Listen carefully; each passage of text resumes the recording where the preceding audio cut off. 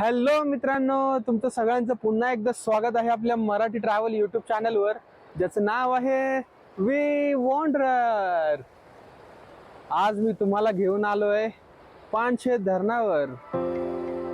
तर चला मग धरणाबद्दल जाणून घेऊया आणि बघूया धरणाचा पावसाळ्यातला व्ह्यू कसा दिसतोय, पावसाळ्यातलं पानशेत धरण कसं आहे आणि आपण तिथे कसं पोहोचू शकतो.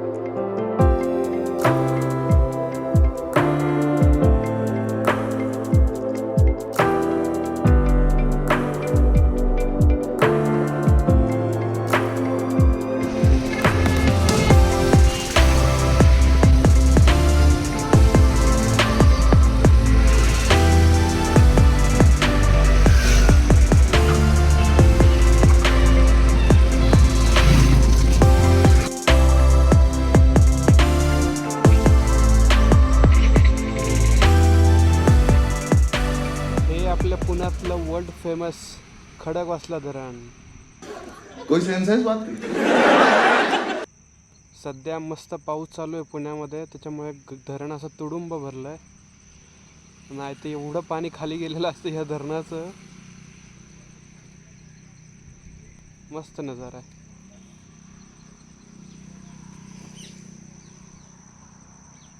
हा एक पानशेतला किंवा सिंहगडला जाताना एक स्पॉट दिसला मला. इथे काय गाडी पार्क केली बाहेर आणि हे इथून सरळ आपल्याला डॅम व्ह्यू दिसतोय मस्त खडकवासल्याचा. चला पुढे जाऊया, नाही तर आपल्याला उशीर होईल पुढे जायला.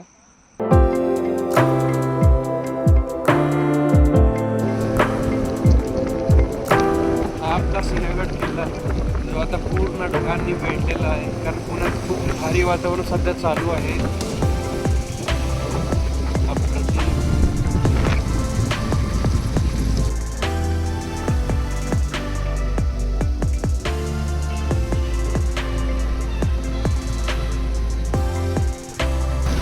तर रस्त्याची कंडिशन थोडी खराब झाली आता पावसामुळे. आणि हा जो रस्ता तुम्हाला दिसतो सरळ जातो तो पानशेतकडे, आणि लेफ्ट साईडला जो रस्ता आहे तो जातो पापे घाटातून वेल्हे तालुक्यामध्ये. तर आपल्याला सरळ जायचं आहे आता पानशेतसाठी.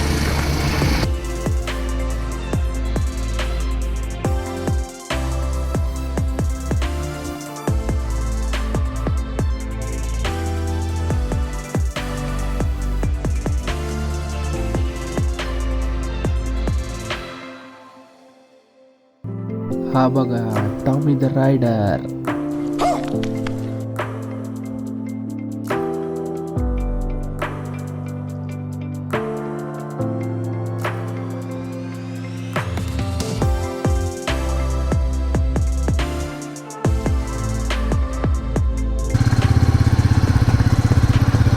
पानशेत धरणाकडे जात असताना हा एक उजव्या बाजूला एक रस्ता दिसतो आपल्याला जाताना. हा जातो वरसगाव धरणाकडे. तुम्ही इकडे पण बघू शकता वरसगाव धरण, आणि इकडे जातो तो पानशेत. इथून पानशेत धरण आहे अर्धा किलोमीटर, वरसगाव धरण आहे तिकडे 1 किलोमीटर आहे. एवढाच फरक आहे या छोट्याशा डोंगराच्या मध्ये.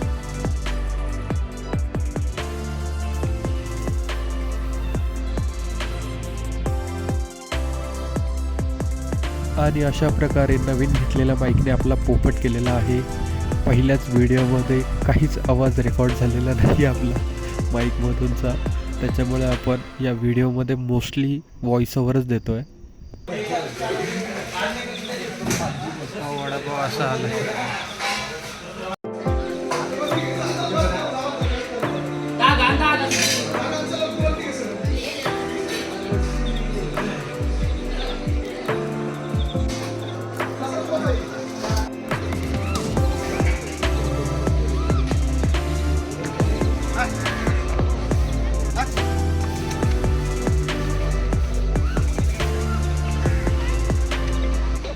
तर इथून असं खाली बोटिंगला यायला रस्ता आहे. अरे वा, स्टे कॅम्पिंग पण अवेलेबल आहे इकडे, आणि मस्त बोटिंग पण चालू आहे. पण सध्या मी बोटिंग नाही करणार आहे, कारण मला सध्या भिजायची इच्छा नाही आहे. ते मी रेट्स वगैरे दाखवतो तुम्हाला बोटिंगचे.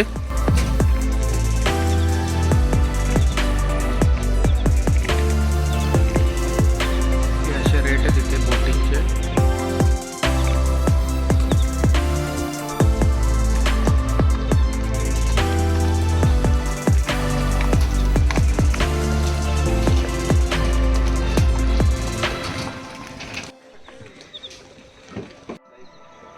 आणि अशा प्रकारे 70 रुपयाचे 2 वडापाव, त्यातला वडा खूप तेलकट आणि पाव एकदम शिळे मस्त खाऊन आता आपण निघतोय पुढच्या पॉईंटकडे.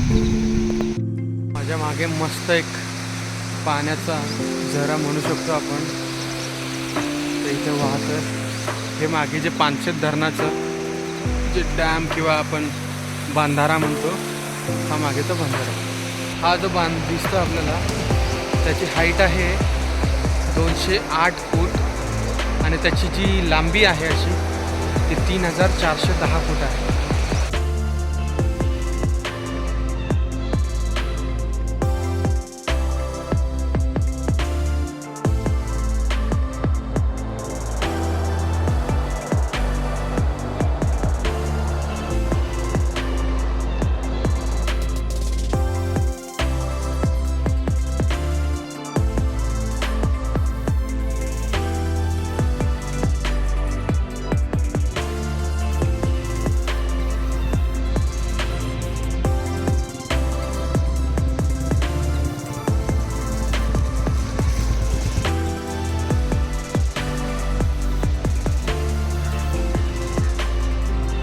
या पानशेत धरणाबद्दल थोडी माहिती जाणून घेऊ. जसं तुम्हाला माहितीच असेल, पुण्याला किंवा पुणे शहराला आणि आजूबाजूच्या गावांना पाणी पुरवणारे मुख्य धरणं म्हणजे पानशेत, खडकवासला, वरसगाव आणि टेमघर. जसं पाहिलं आपण हे पानशेत धरण, त्याच्या डोंगराच्या पलीकडच्या बाजूला जे आपण तुम्हाला रस्ता दाखवला ते आहे वरसगाव. त्या दोन्ही धरणाचं पाणी जिथे साठतं ते आहे खडकवासला. आणि डोंगराच्या एका मागच्या बाजूला आहे, ते आपल्याला इथून दाखवता नाही येणार, ते आहे टेमघर धरण. तर हे टोटल 4 मुख्य धरणं आहेत, ते या पुणे शहराला आणि आजूबाजूच्या गावांना पाणी पुरवतात. क्या सोच है रे तेरी, मानना पडेगा. धरणाचा जो बांध जसं तुम्हाला सांगितलंच मी, त्याची लांबी आहे 3410 फूट, उंची आहे 208 फूट. खूप मोठंच्या मोठं धरण आहे, असं लांब आहे मस्तपैकी. आणि तुम्ही ऐकलंच असेल किंवा तुम्हाला माहीतसुद्धा असेल, 1961 साली पानशेत धरण फुटलं होतं. त्याचं कारण असं होतं, 1959 साली धरणाचं कन्स्ट्रक्शन चालू झालं. कन्स्ट्रक्शन पूर्ण झालं नव्हतं, पण 61 साली खूप जास्त जोरदार पाऊस झाला. ते इथलं कन्स्ट्रक्शन वगैरे ह्या गोष्टी म्हणजे जी कॅपॅसिटी आहे ते सहन नाही करू शकली. त्याच्यामुळं खूप साऱ्या नुकसान झालं, जीवितहानी झाली हे धरण फुटल्यामुळे. आणि ॲक्च्युली हे धरण फुटलं त्याच्यामुळे पूर्ण लोड इथून पुढे खडकवासला धरणावर जाणार होता. त्याच्यामुळे खडकवासला धरण हे फोडलं गेलं. ते तिथले अवशेषसुद्धा आपल्याला बघायला मिळतात. त्याखाली जे धरण फोडलेलं होतं त्याचे मोठमोठाले दगडं वगैरे आहे धरणाचे, जे बांधाचे आपण म्हणतो, ते तिथं पडलेलं दिसतात आपल्या बॅकवॉटर साईडला. त्यामुळे असं म्हणजे आपण समजू शकतो, निसर्गाच्या पुढे कोणाचं कधीच काहीच चालू शकलं नाही. नेहमी माणूस निसर्गाच्या पुढे जायला जेव्हा प्रयत्न केला माणसाने निसर्गाच्या पुढे जायला, त्याच्यामुळे निसर्गाने दाखवून दिलं बाप होत आहे. त्याच्यामुळं आपण आपल्या लिमिटमध्ये राहायचं, आमच्या पुढे जायचा प्रयत्न करायचा नाही. ही झाली चेष्टेची बाब. पण खरंच म्हणजे निसर्गाचा कोप जेव्हा होतो तेव्हा म्हणजे किती मोठं कन्स्ट्रक्शन असो, काही असो, किती आपण प्रयत्न केले तरी निसर्गाच्या पुढे कोणाचा टिकाव धरला जात नाही. आत्ता काही क्षणापूर्वी इथं धोधो पाऊस चालू होता, आता अचानक ऊन पडलं. हीच तर खासियत आहे आपल्या श्रावण महिन्याची.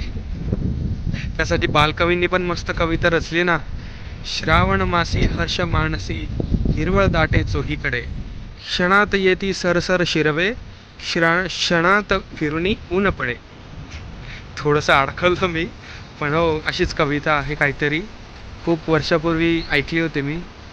पण श्रावणामध्ये असं फिरल्यावर, असे नजारे पाहिल्यावर आपल्याला या कवितेचं खरंच सौंदर्य पाहायला मिळतं.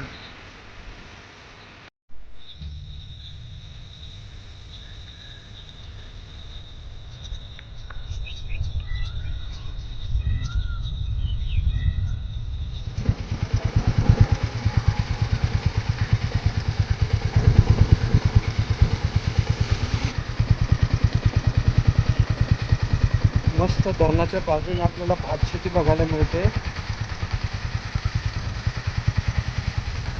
आणि रोडच्या या बाजूला सुद्धा भातशेती. तर इथे भाताचं उत्पादन खूप जास्त बघायला मिळतं.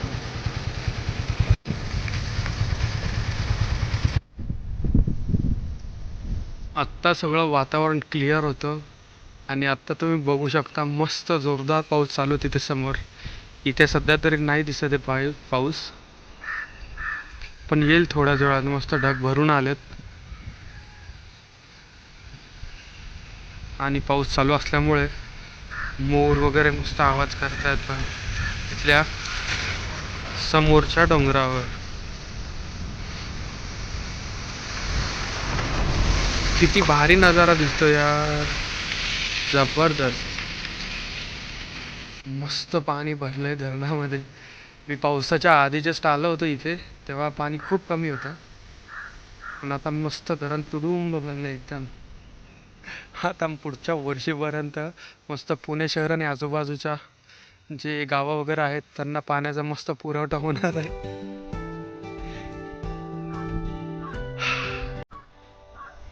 तर हे आहे पानशेत धरणाजवळची पावसातली सुंदरता. मस्त रस्त्याने हिरवळ आहे आणि जसं तुम्हाला दाखवलं भात शेतं वगैरे, मस्त रस्ते एकदम सुंदर झालेत दोन्ही बाजूनी भात शेतांनी. आणि हे डोंगरांनी सगळ्यांनी हिरव्या रंगाची शालच जसं काय अंगावर पसरली. चला, अशा प्रकारे आपला ब्लॉग इथेच संपूया. पुन्हा भेटू एका नवीन ट्रॅव्हल ब्लॉगमध्ये, एका नवीन ट्रॅव्हल सिरीजमध्ये. आपल्या चॅनलला सबस्क्राईब करायला विसरू नका आणि व्हिडिओ आवडला तर नक्कीच आपल्या मित्रांपर्यंत शेअर करा. चला मग आता भेटूया लवकरच. जय हिंद, जय महाराष्ट्र.